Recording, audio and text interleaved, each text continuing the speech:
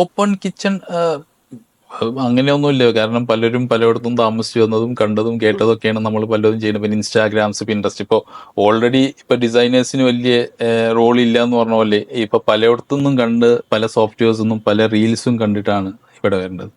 അപ്പം അത് ഒരിക്കലും മോശമല്ല, നല്ലതാണ്. നല്ല ഇപ്പോൾ ഓപ്പൺ കിച്ചൺ ഒക്കെ ആകുമ്പോൾ എന്ന് പറഞ്ഞാൽ നമ്മൾ കുറച്ച് ഹൈജീൻ കീപ്പ് ചെയ്യണം.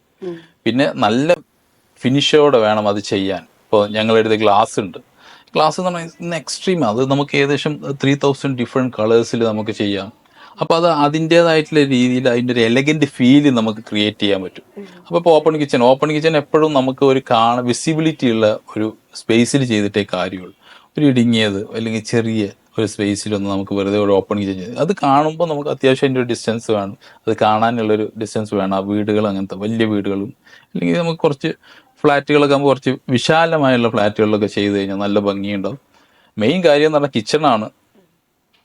ഹൈജീൻ നമ്മൾക്ക് എപ്പോഴും ഈ കാര്യങ്ങളൊക്കെ നമ്മൾ ആ നീറ്റ്നെസ്, ഇപ്പോൾ ഒരു കുക്കിംഗ് കഴിഞ്ഞ് കഴിയുമ്പം അത് ക്ലിയർ ചെയ്തിടണം. എല്ലാം നമുക്കൊരു മറ്റേ കിച്ചൺ പോലെ എല്ലാം ഒരു സ്റ്റൗവിൻ്റെ മേളിലൊന്നും വെച്ചിട്ട് നമുക്ക് ഇറങ്ങാൻ പറ്റില്ല. കിച്ചൺ ആകുമ്പോൾ ഓപ്പൺ കിച്ചൺ അതിൻ്റെ യൂട്ടിലിറ്റി പർപ്പസ് നല്ല കാര്യമാണ്, അല്ലാതെ മോശമൊന്നുമില്ല ഓപ്പൺ കിച്ചൺ.